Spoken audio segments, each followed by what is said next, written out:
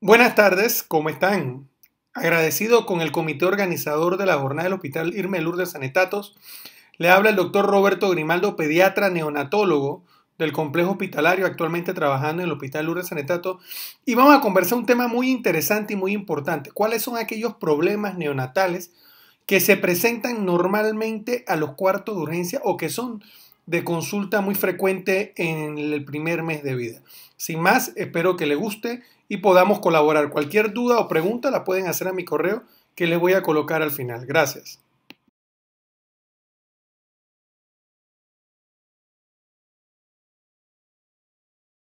Bueno, a partir de aquí nos vamos a quedar solamente con el audio y vamos a hacer un análisis situacional de cuáles son las consultas y los problemas que se presentan en los cuartos de urgencia y que normalmente tienen que ser resueltos ya sea por médicos generales o pediatras.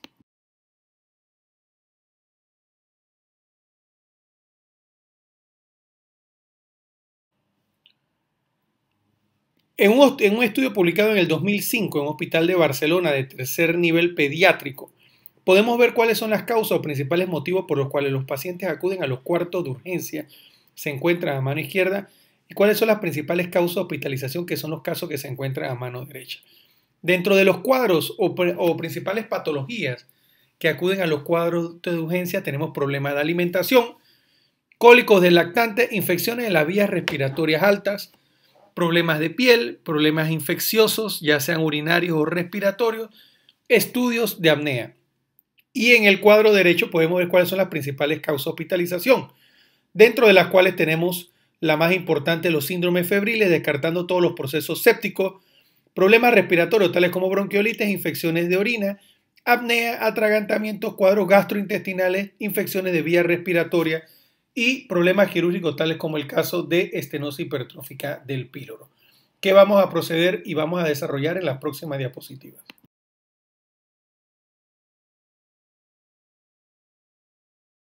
En otro estudio publicado también en España, por esta vez en la ciudad de Valencia, en el Hospital Católico Universitario, ya este más reciente, en el año 2017, se llevó a cabo la pregunta: ¿es adecuada la utilización de los servicios de urgencia en el periodo neonatal, o los neonatos que acuden a los cuartos de urgencia realmente ameritan estar acudiendo a los mismos? En este se procedió a hacer un análisis muy detallado de cuáles eran las causas, motivos, circunstancias por los cuales pacientes estuvieron acudiendo a los cuartos de urgencia en el año 2014. Se pudo encontrar que los servicios de urgencia son utilizados por neonatos con patologías consideradas realmente no urgentes.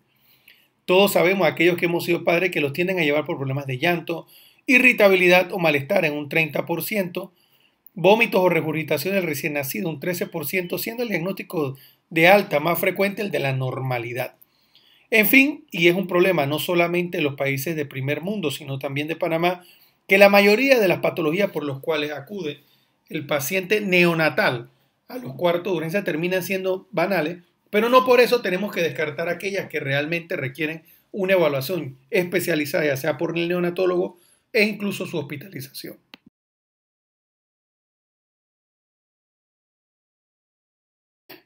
En este mismo estudio de los pacientes que acudieron a los cuartos de urgencia podemos ver que el diagnóstico más frecuente fue la normalidad, acompañado por regurgitaciones o vómitos del recién nacido, cólicos del lactante, problemas de alimentación, infecciones de vía respiratoria y ya mucho menos frecuentes problemas de dermatitis, llanto excesivo del lactante, conjuntivitis, ictericia, estreñimiento y fiebre no especificada. Vamos a proceder a desarrollar las mismas.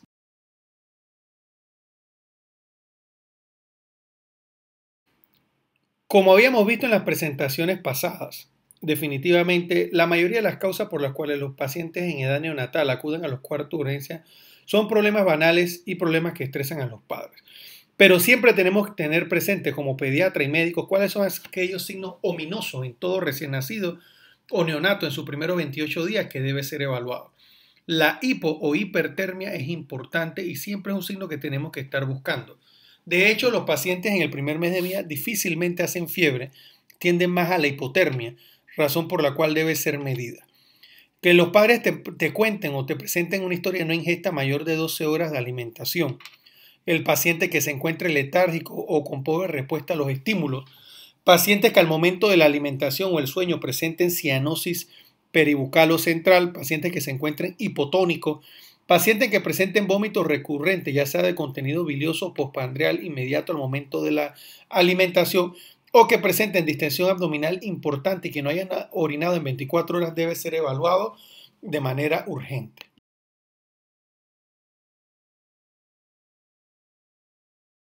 Siempre que nos enfrentemos a la evaluación de un recién nacido, tenemos que tener presente muchas cosas, pero dentro de las principales, independientemente del lugar donde estemos atendiendo, es recordar tomar el peso, entender que el recién nacido nace con un peso X que puede disminuir un 10 a un 15%, y la comparación o pérdida de peso es mayor del 15% de peso en su primera semana, debe hacernos pensar de que hay un problema de alimentación y ganancia ponderal. Es importante tomar la talla, es importante tomar todos los signos vitales, entendiendo y reconociendo que los niños tienden a tener frecuencia cardíaca que pueden oscilar entre 120 a 160, frecuencia respiratoria que pueden estar oscilando entre 30 a 60, y la temperatura es importante, que debe ser siempre medida y controlada. Los valores de glicemia deben de ser medidos de manera adecuada, conversar con los padres sobre cuáles son los patrones adecuados de alimentación y realizar un examen físico minucioso para poder descartar cualquier patología física que pudiera estar complicando o afectando al recién nacido.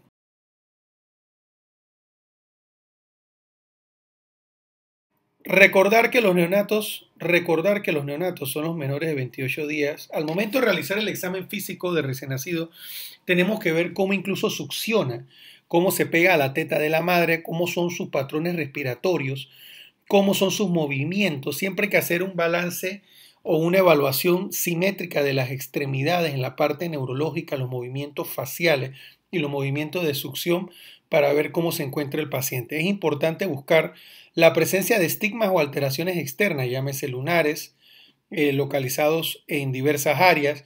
Revisar mucho la espalda, buscando algún defecto en la línea media que pudiera indicarnos algún tipo de alteración de tipo neurológica.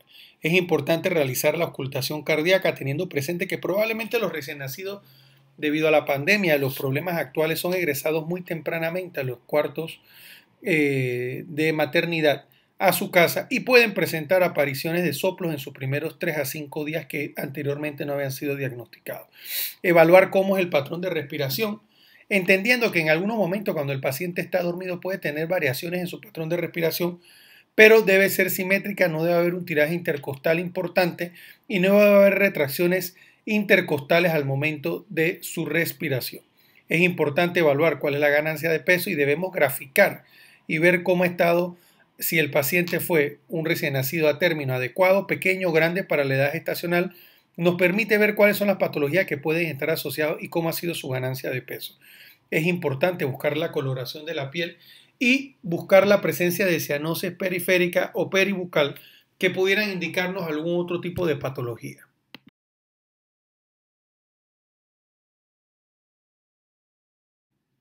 Estas gráficas que tienen aquí solamente sirven para entender que el recién nacido a término es aquel que está entre las 37 y 42 semanas de vida, que independientemente ya sea prematuro, un niño a término o postérmino, tenemos grandes, pequeños y adecuados para la edad gestacional, y que eso se grafica en base al peso, al nacimiento y las semanas otorgadas al momento del nacimiento. Esto es de mucha utilidad para ver si ha habido alguna disminución o descenso en la ganancia de peso en los niños a términos, y es importante que siempre lo estemos graficando al momento del nacimiento y darle seguimiento posteriormente.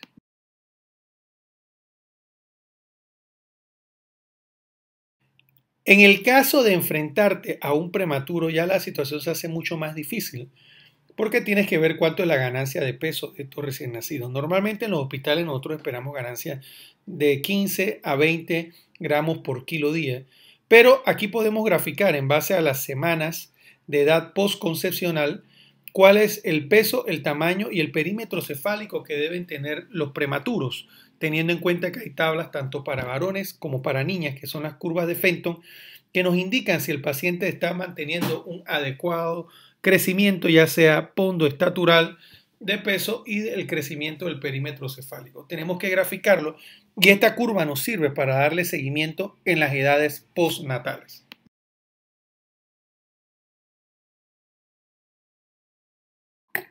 El problema más frecuente por el cual los pacientes acuden a los cuartos de urgencia es la ictericia neonatal. Entender que los niños nacen con valores elevados de hemoglobina, aproximadamente 18 a 20, y se van degradando en la medida en que el paciente va transcurriendo los días de vida. Es importante para poder hacer el abordaje conocer cuál es el tipaje de ambos padres y del bebé. Entender que los casos de incompatibilidad severa o importante se dan en las primeras 48 horas de vida. ¿Qué significa esto? Los casos de incompatibilidad los vamos a tener en madres O y cuyos padres son A o B y el bebé sale A o B. Es importante realizar un cum directo para ver si hay sensibilización o no, pero si el paciente es diagnosticado ya después de 4 a 5 días con valores limítrofes, es poco probable que estemos enfrentados a una incompatibilidad de grupo, pero siempre tenemos que estar buscándola.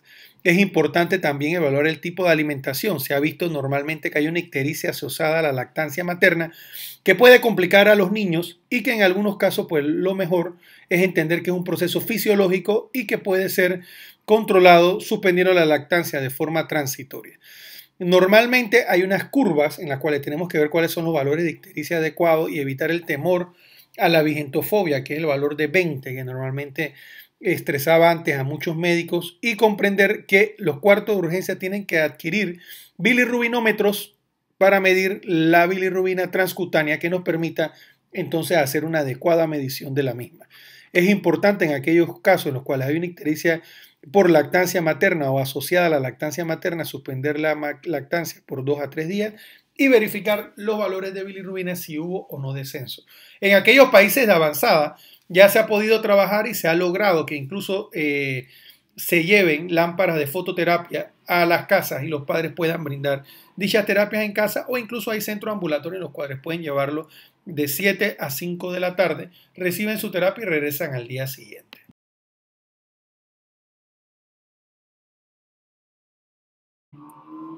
En esta presentación lo importante es entender que los valores de bilirrubina van relacionados a la cantidad de horas de vida postnatal, por lo cual tenemos curvas de bajo riesgo, riesgo moderado y riesgo alto, como la que ven a mano izquierda, dependiendo si los pacientes son prematuros a término o posttérmino. Y el abordaje normalmente de la ictericia es saber los antecedentes, el tipaje de sangre de los padres, fármacos utilizados, tipo de parto, reanimación y alimentación. ¿Cuándo vamos a pensar una ictericia patológica? Aquella que aparece en las primeras 24 horas de vida, cuando se incrementa la bilirrubina en más de 0.5 miligramos por hora, en los cuales hay un incremento en la bilirrubina directa, más de 2 miligramos, o si los valores se incrementan muy rápidamente. Aquí lo importante entonces es, frente a un caso de ictericia, hacer una adecuada historia, reconocer cuáles son los factores patológicos que pudieran vernos afectados, realizar una medición de bilirrubina transcutánea para no tener que estar tomando las muestras de laboratorio y en caso tal de que supere los valores de 14.6, decidir entonces realizar una sérica para comparar y ver si amerita o no amerita fototerapia.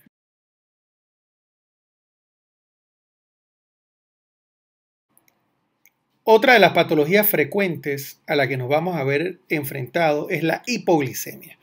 Dependiendo de la escuela, ya sea norteamericana o europea, tienen valores de hipoglicemia, se consideran por debajo de 45 y en otros por debajo de 50. Aquí en nuestro servicio nosotros hemos establecido el valor por debajo de 50 miligramos por decilitro como un valor de hipoglicemia. Cuando tengamos un paciente que presente estos valores de hipoglicemia, tenemos que evaluar normalmente si hay signos de compromiso general, si la madre refiere historia de haber presentado convulsiones o eventos aparentemente convulsivos en la casa, si hay alteraciones en su patrón de respiración, es evaluar cómo ha estado haciendo la alimentación, si la madre ha tenido una buena producción de leche materna, en caso tal de que sea lactancia materna, o si está utilizando fórmula, cuál es el volumen o cantidad de leche que el paciente está requiriendo. Y en los cuartos de urgencia tenemos que canalizar al paciente y aplicar un bolo de 2 a 3 cc por kilo de dextrosa en agua inmediatamente y proceder a hospitalizar brindando un aporte mínimo de 6 a 8 miligramos por kilo minuto, entendiendo y comprendiendo que nosotros en los neonatos utilizamos dextrosa en agua al 10%.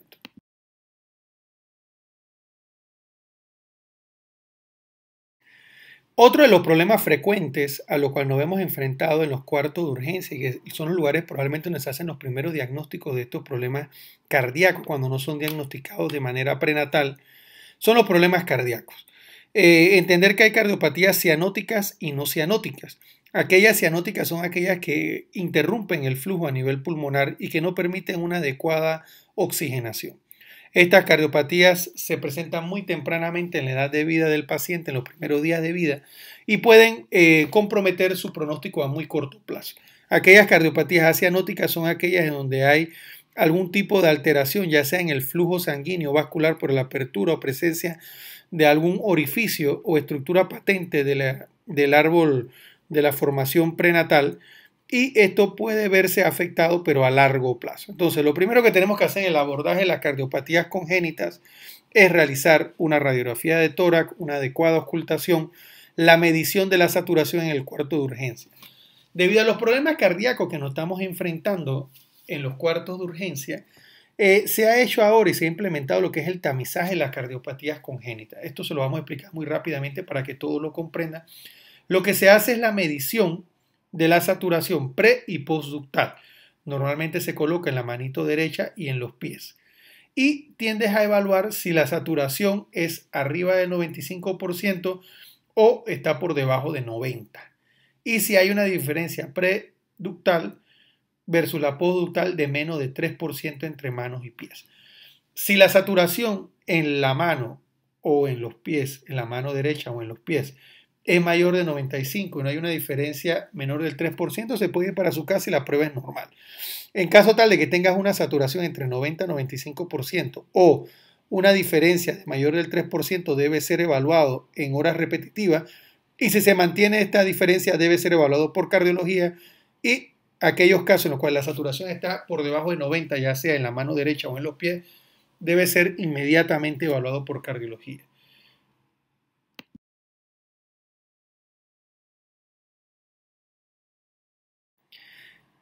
En esta gráfica vemos una publicación realizada en el Hospital Materno Infantil José Domingo Dovaldía entre los meses de agosto del 2014 al 2015, en los cuales por medio del tamizaje neonatal cardíaco y la realización posterior de ecocardiograma pudieron verificar que el 37% de los pacientes que tenían alteraciones eran normales, que el 37% presentaba ductus arterioso y la otra tercera parte presentaba conexiones anómalos totales a nivel pulmonar y atresia pulmonar, razón por la cual es importante realizar este tamizaje para poder llegar a un adecuado diagnóstico.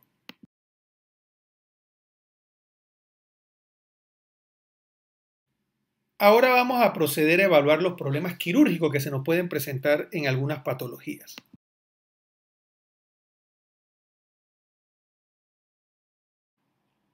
Uno de los principales problemas quirúrgicos que se pueden presentar a nivel ambulatorio y que siempre llega a los cuartos de urgencia es la estenosis hipertrófica congénita del píloro, que no es más que la disminución de la luz intestinal a nivel del píloro debido a una hipertrofia o hiperplasia de la capa muscular de la porción antropilórica del estómago, lo cual entonces se torna muy engrosada e impide entonces que se dé un vaciamiento gástrico.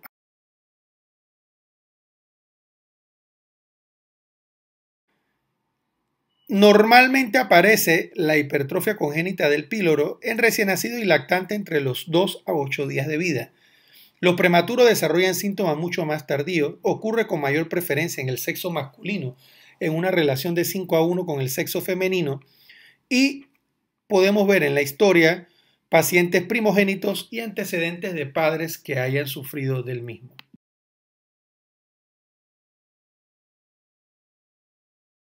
Al enfrentarse en el cuarto de urgencia a una probable patología de este tipo, tenemos que hacer sobre todo una buena historia. Esto es lo que nos va a dar el diagnóstico.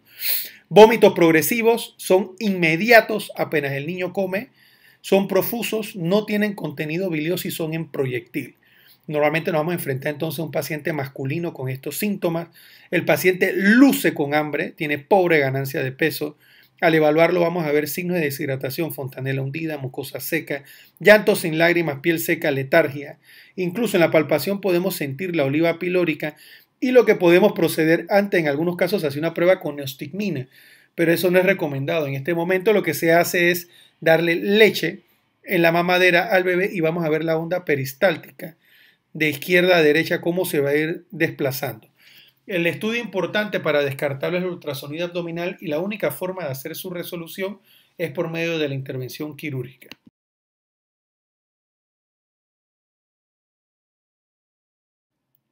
En la estenosis hipertrófica del pilo, en la radiografía lo que vamos a ver es una gran dilatación de la burbuja gástrica y este procedimiento debe ser llevado inmediatamente a la operación luego de haber realizado un ultrasonido abdominal. Así que esto es una urgencia que debe ser evaluada, diagnosticada y tratada inmediatamente.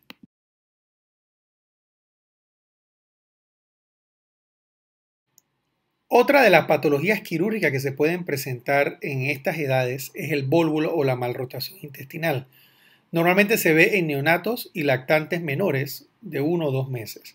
Es también mayor frecuente en el sexo masculino y se presenta normalmente en el 44% de las malrotaciones intestinales. Aquellos pacientes que requieren ser resecados presentan una mortalidad del 50% y normalmente es debido, como dice su nombre, a una malrotación intestinal en el periodo embriológico y la fijación de las asas intestinales en la pared posterior.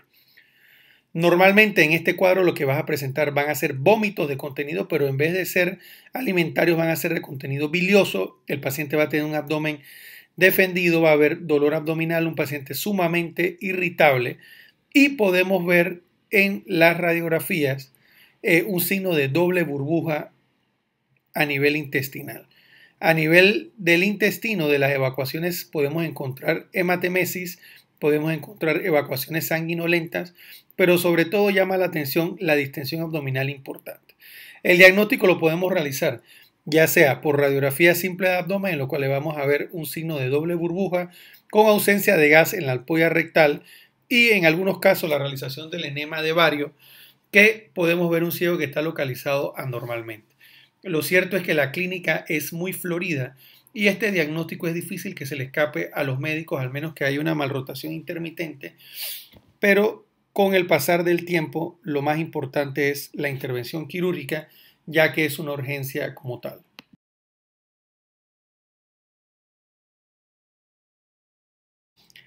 Aquí tratamos de ser un poco más esquemáticos, ya viendo los problemas quirúrgicos también tenemos problemas de alimentación. Aquí le traté de hacer algunos cuadros sobre las patologías más frecuentes que se pueden ver asociados a vómito. Si es un prematuro que tiene una distensión abdominal y que presenta una exploración abdominal patológica, probablemente estemos ante una enterocolitis necrotizante. Es rarísimo aquellas enterocolitis que se presenten en casa, ya que normalmente se presentan a nivel hospitalario.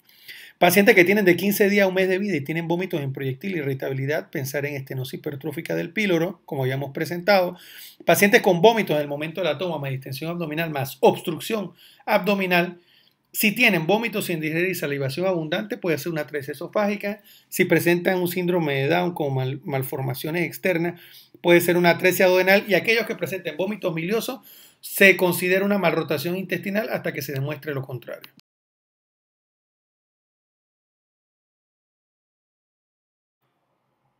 Siempre que nos presentemos o evaluemos evacuaciones sanguinolentas, tenemos que evaluar realmente el tipo de evacuaciones melénicas, descartar la enterocolitis necrotizante.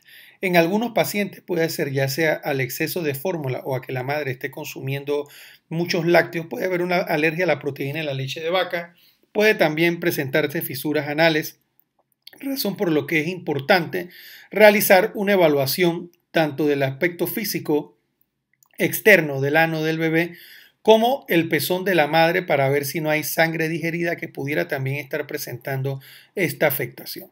Cuando tenemos también casos de sangre materna digerida, normalmente se utiliza el test de Apted-Downy, en los cuales, debido a que los primeros 6 meses de vida nosotros tenemos un componente de hemoglobina fetal, por los insumos o componentes que le añaden en la prueba, puede cambiar de color la hemoglobina fetal y detectar entonces si la sangre que el niño está evacuando es materna o es del bebé. Esto es importante sobre todo para descartar aquellos casos donde hay sangre digerida. Recordar entonces que en la evaluación de sanguinolenta tenemos que pensar siempre en enterocolitis, alergia a la proteína de leche de vaca, fisuras anales y sangre materna digerida. Revisar muy bien el pezón, el anito del bebé y realizar el test de APT que nos va a hacer el diagnóstico.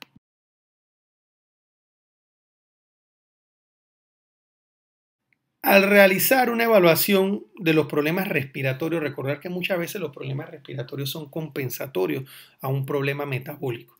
Entonces, tenemos que hacer primero un buen examen físico, realizar una adecuada auscultación, auscultando la parte cardíaca y la parte respiratoria, Recordar que la frecuencia respiratoria puede oscilar entre 40 a 60. Hay que tomar mediciones de saturación pre y postductal, una radiografía de tórax, una gasometría para ver si hay acidosis metabólica, si hay alcalosis respiratoria, si hay equilibrio ácido-base.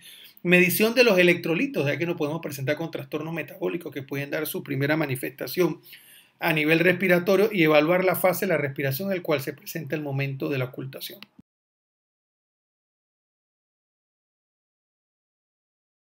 Dentro de los problemas respiratorios más frecuentes que se pueden presentar en edades neonatales serían la laringomalacia, que es muy usual en pacientes que salen con algún ligero estridor a nivel inspiratorio, los cuadros de neumonía y sepsis, que normalmente son a nivel intrahospitalario, bronquiolitis y el SARS-CoV, que siempre hay que estar pensándolo, sobre todo en esta época.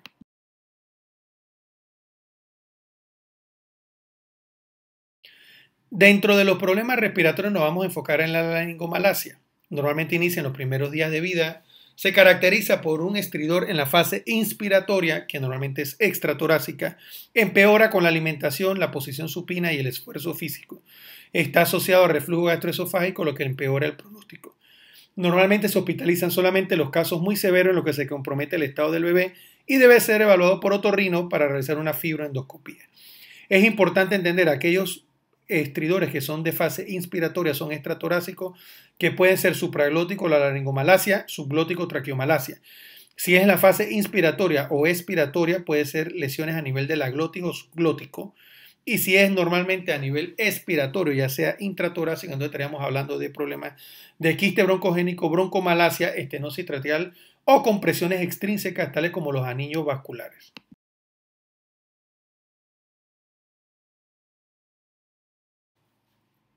Una patología de consulta regular en los cuartos de urgencia es la conjuntivitis neonatal, también conocida como oftalmia neonatorum. Es una conjuntivitis mucopurulenta aguda que ocurre durante las primeras 4 semanas posparto.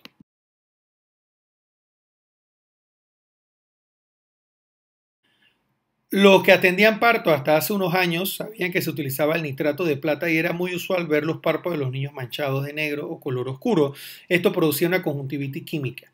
Pero en los cuadros en los cuales hay un proceso infeccioso, el 30 al 50% es producido por cuadros bacterianos de la flora gastrointestinal de la madre. Escherichia coli, Klebsiella, Staphylococcus aureus también pueden verse presentes. Pero hay otros patógenos, usualmente de la flora vaginal, que pueden producir complicaciones importantes, tales como la clamidia, la Neisseria gonorrea y el herpes simple.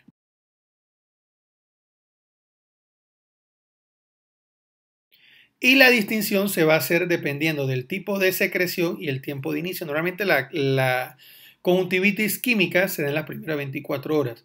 Cuando es por Neisseria gonorrea, es importante una historia materna en la cual la madre no se haya realizado la prueba de gonorrea.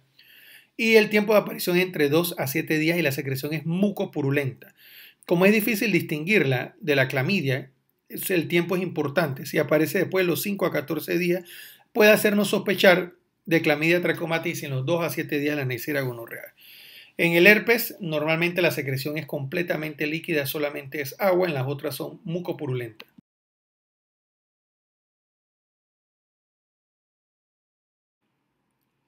Y lo importante es recordarles a ustedes que esta patología puede no solamente hay que manejarla con gentamicina y ya, sino tener presente de que son patologías que pueden verse afectadas o comprometidas a largo plazo la córnea del bebé.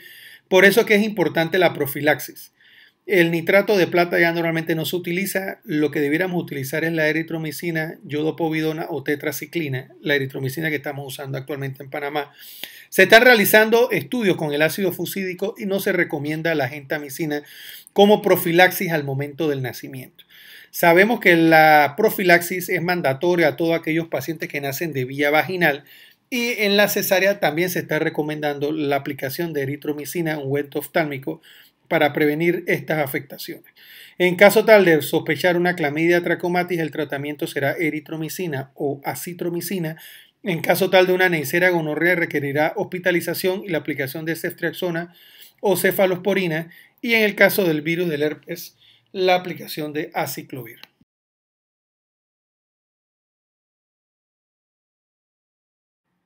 Siempre, siempre, siempre, siempre hay que tener pendiente de que podemos estar ante un cuadro de sepsis neonatal tardía. Entonces siempre hay que tomar todos los signos vitales, solamente para recordar: la temperatura, fiebre, hipotermia, leucopenia por debajo de 5.000 blancos, leucocitosis por arriba de 25.000, la oliguria o el no recambio de pañales en 24 horas, la hipoglicemia, dificultad respiratoria, convulsiones o taquipnea pueden ser primeros síntomas de sepsis neonatal. Entonces es importante para nosotros que ante la sospecha se evalúen todos estos signos y se tomen los laboratorios pertinentes.